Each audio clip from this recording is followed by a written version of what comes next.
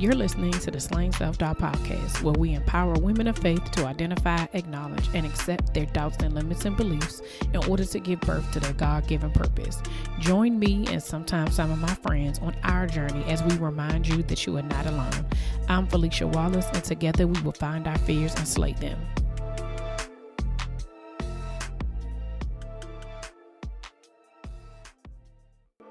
Welcome back to another episode of the Slaying Self-Doubt podcast. I'm your girl, Felicia Wallace. As always, I want to thank each and every one of you for continuing to listen. I want to welcome the new listeners who have just started on this journey with us. At the end of last week, I told you guys that we hit 18,000 downloads before the end of 2020, and y'all already got me to 19,000 within the first week of 2021. So the goal of reaching 50,000 downloads is, for me at this point, it's attainable. Okay. So if y'all keep that same energy, continue to listen, continue to share and subscribe, rate and review. Make sure you let your aunties know, your family members. This is a great time for people. If you haven't, if you've listened to just like a few episodes, go back and listen to some of the beginner episodes. I actually talked to my mom today. She was like, I've had a chance to just really listen to your episodes and just your growth and how you went. So that made me feel really, really good, because if y'all listen to that very first episode, the energy was different. I was different. And I'm grateful for it, because I'm able to look back and say, even for myself, like you've done it and I am doing it. I remember, Slaying Self-Doubt is a movement to empower women of faith who are struggling to fully walk into their purpose, identify, acknowledge, and accept their doubts and limits and beliefs in order to give birth to their God-given purpose. The reason why this resonates with me so very, very well is because I am slaying self-doubt. She is me. Okay. This is my journey. This is what it is that you see on a regular basis, whether you're listening to the episodes, listen to the podcast episodes, or you're following me on social media. You will see my growth. You will see that I struggle, and I still struggle. Like, it's not, one of the biggest things is I've had somebody ask, like, how do you overcome it? And in the beginning, I used to say that, right? I used to say, like, we're here to overcome. And the reality is that you don't. You have self-doubt. You have doubts. Like, it is about, what do you do in spite of those things, right? And so for a very personal thing for me is that I know I've told you all on a countless amount of times that I have been really working on my health. And so this year, or the end of 2020, well, actually, I won't say the end of 2020. The end of 2020, because of the pandemic, you couldn't go to the doctors, right? Or it was limited. But I made sure that I was to go to all the specialists I needed to go to before the year ended, because I really wanted to walk into 2021 knowing enough about my body and enough about me to be able to make the best decisions going forward, right?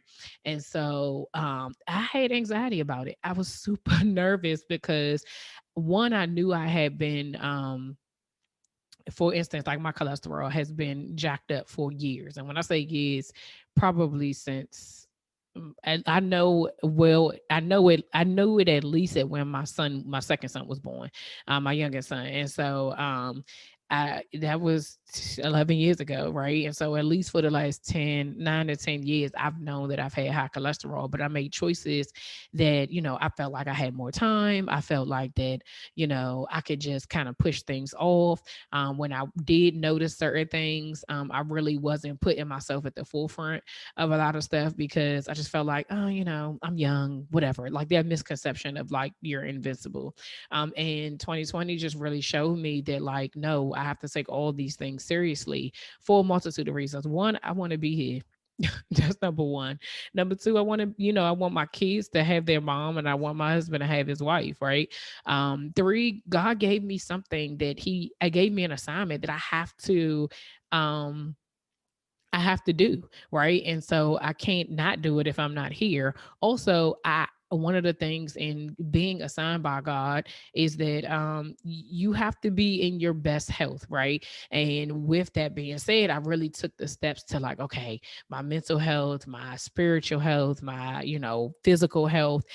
So it was like, seeing a therapist. That was number one. That's going to mess with, make sure that my mind is not trippy and that I can deal with whatever the pressures of what it is that I'm called to do, on top of just regular everyday stuff. And so I made sure I saw a therapist, and then, exercising, and, getting somebody to help me with my body and what it is that I need to do.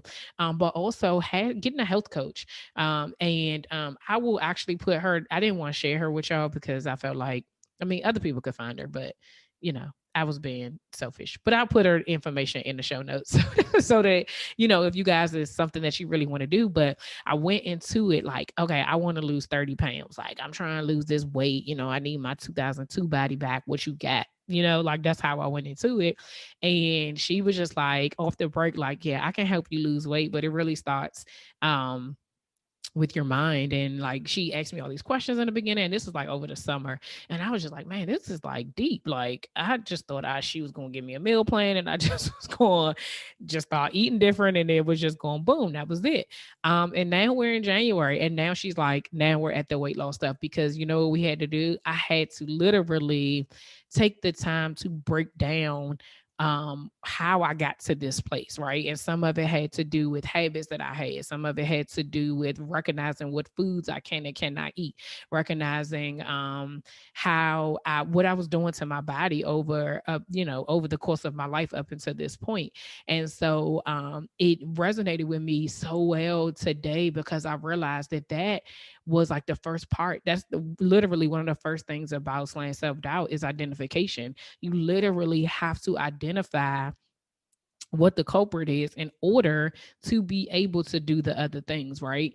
And so a lot of times, I know you guys hear me talking about, like, my self-awareness journey and how I got started and what are the things that I've done, and this, that, and the third. And I really wanted to give you something practical today that you all could use for yourself. It's very, very simple. And I also give you an example of kind of how it works, so that when you are dealing with it, or you have these things that have come up, you kind of know how to combat it, or you at least are aware enough at it, right? So one of the first questions that I generally ask my clients is, what are you afraid of, right? I ask myself the same thing. What am I afraid of? The reason why you have to start there is because that is where the self-doubt is. It is not how it manifests, and how it looks are different, right? So self-doubt looks differently. It could look like procrastination. It could look like overwhelm. It could look like crying. It could look like sickness, sadness. That is what it looks like. But the root of the issue is what is it that you're truly afraid of, right? And so as I was going through this, I said, you know what? I remember I wrote this down somewhere because I needed to know for myself. And so I went back in my journal. I told y'all I keep journals. But I went back in my journal, and this was written, I think I wrote this back in like 2018, of what I was afraid of. And so I really wrote this down, and I wrote that I was afraid of failing. I was afraid of my face. I was afraid of embarrassment. I was afraid of my character being challenged. I was afraid of not having any money or not having enough money. And I was afraid of failing my family. Um, those were major things to me, right? Those were the things that I had to identify what it was I was afraid of, because those were the things that were stopping me from doing the next thing. Let's just use one, because I've already shared it with you. My face. I made it very simple, right? I said my face. And when you think about it, for me, I told you all that before that I shared that I had Bell's palsy I had 3 episodes of Bell's palsy from 2002 up until 2007. And it was stress induced, because I had all the tests, I did all the blood work, everything. I mean, it was a lot, right? But when it really boiled down to it, it was stress. I was so stressed out that my body literally was like, not today, sis. And it is a reminder to me now that I know that, like, stress can affect me physically. And what's interesting about that is that I still have anxiety, right? So the proof is that I know what can happen, right? But unless I really identify what that thing is, I can't go backwards. Like, well, it wouldn't, I won't allow it. If I didn't identify it, you can't go backwards to kind of backwards or forwards to kind of figure out where that thing is, right? So, for instance, today, I will just share that I was having a moment, y'all. I really was. I'm talking about boohoo crying, all of that, telling my husband that I just was afraid because I still have to get some testing done for the my cardiac risk assessment. And I told him, he's like, I mean, you'll be fine. And I was like, I do I feel that? I do, but I'm scared. And I was like, and the reason why I'm scared is because I had a choice. I knew some years ago that my cholesterol was ridiculous, and I chose not to take it seriously. I chose not to do the things that I needed to do to make it better. I played around a little bit, did a diet here, took some pills, took some drops, did all of that, and I was, fluctuating my weight. But did I really go to the source of it and say, you need to stop eating, sodas, or you need to stop eating whatever cholesterol filled, food, or, high fried foods and different things like that. My brain is all over the place, y'all. So look it up. You'll know what high caloric foods are, right?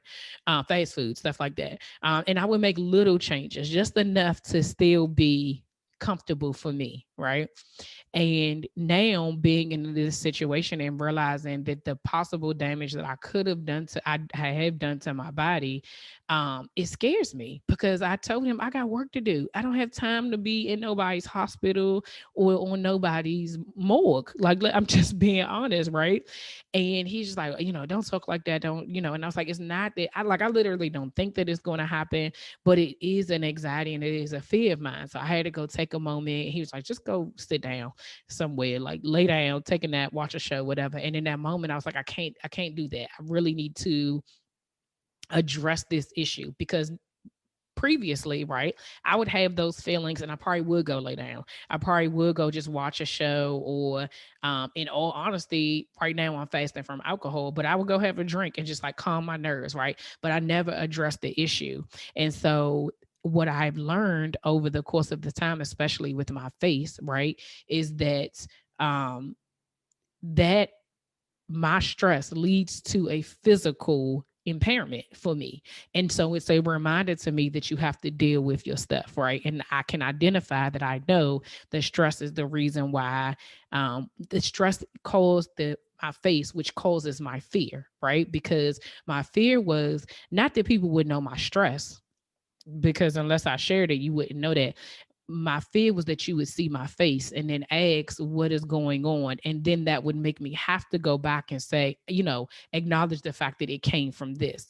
But also that my face, because it was paralyzed or is, because it still currently is, whether people recognize it or not, for me, when I see me, I see how I got there, right? Because I know what I look like before and I know what I look like now. And I know how I got to those places and the things or the incidents or the decisions that led me up into that moment. And so when you have to identify the things that you're afraid of, it is so much work into it. It's not as simple as just breaking this down, right? It ain't just as simple as just writing it down. Like, I'm afraid of my face and boom. No, when I did the work, I had to go backwards. I had to look and I had to see and I had to say, what is it about this thing that is so, what are you so afraid of? Why is this the thing that's stopping you from moving forward?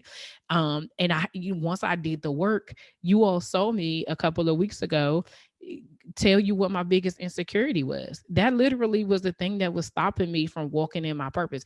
I knew what it was. I acknowledged it because it ain't gonna go away. It's here. I told you the last step is accepting it, and I had to accept it. But before I could do that, I had to identify what was that thing that scared me. And so, what I would ask you to do for yourself, if you really want to kind of start this process, there's two ways. One, you can do it with me. And so you'll have the support of me. If you go to my website, you will see that there is a section for you to either join the waitlist for individual coaching, which will be a limited amount of people, or you can join group coaching, which will allow you to be able to do this journey with other people. I'm not going to swell and tell you that it was not hard because I literally was doing this. I was doing the work by myself because I was the only person that knew that I needed to do this, right? But the benefit of having people who are going through the same thing with you is that you don't feel like you're alone and you feel like you can do it with other people. And it's proof that, what you may think your issue is completely different from somebody else's. And sometimes that thing will make you realize that what it is that you're struggling with is manageable and you can do it, right? The other thing is that but if so you can do those and you can get on the wait list, and I would be happy to work with you. And that will definitely be rolling out within the next couple of weeks. But go ahead and put your name so that you will be the first to know that it is ready and you can go ahead and sign up. But in the meantime, you can definitely ask yourself this real question: what are you afraid of? That's literally it. What are you afraid of? And I will tell you the same thing I tell every client. This is not about your mother. This is not about your father, your baby father. It ain't about your auntie, your uncle, your cousin, your sister, your kids, your boss, your coworkers. This is about you. This is your work. This is your journey. And if you do not get honest with yourself about what it is that you are afraid of, I'm gonna be real with you. I can't help you. That is that is facts, because that thing that's at the pit of your stomach that you are afraid to say out loud, you write it down on paper. And I promise you, writing it down on paper, it is not going to destroy you. Getting it off your chest, getting it out of your body, getting it off of you, it's not going to destroy you. You will be okay. I promise you, you will be okay. But what it does is that it releases that energy that you're putting on your shoulders, right? I've told y'all time and time again here that sometimes I'm at the point now I don't necessarily have to write it down. I just have to say it out loud. And I have to be very clear when I say it that, like, I am afraid of, you know, I'm afraid of dying. I am afraid of, doing damage to my heart. I'm afraid of not being able to fulfill my purpose. Um, I am afraid of failing. Because you want, and you want fear of failure to some extent, right? Because then that means you really want to do it. But the point is that when you say it out loud and you write it down, it takes the pressure off of you and it's not on you anymore. And so I just really want to encourage y'all to just start there. So if we're talking about how we identify um, what your doubts are and where that first step is really writing down what you are afraid of. And I literally just told you what I was afraid of, what's this, 2021? So what, 3, 4 years ago? Or 2, 3 years ago, so that's 2018, right? So again, I'll tell you so you don't feel like you're by yourself. I was afraid of failing. I was afraid of my face. I was afraid of embarrassment. I was afraid of my character being challenged. I was afraid of not having any money or not making any money. And I was afraid of failing my family. Those are major things, but I didn't die. I'm still right here because I'm telling you about it. 3 years later, I'm telling you that that is what I said, right? And so I'm telling you that just write it down, get it off your system, get it off your chest, and join the wait list so that we can work together and we can do this thing together. Like I'm excited. And so I want you to be excited about your work and what it is that you're going to do. But you got to start somewhere. So y'all know we started with at the end of 2020, ending every episode with the serenity prayer. And I don't know about y'all, but it definitely has been helping me because it's just a reminder continuously, like I tell you, that I'm not in control. And so I think that once we recognize that we're not in control, but we do have choices that we can make, and we can make some change some habits and some decisions and some mindsets and some limits and beliefs that we have on ourselves, that it would just make things a little bit better for us and for our future selves, because that's the goal. The goal is to be better than you were yesterday. We want to be the best version of ourselves and everything that God has for us. So until next week, see ya. We end every episode with the serenity prayer, and it goes as follows: God, grant me the serenity to accept the things I cannot change, the courage to change the things that I can, and the wisdom to know the difference.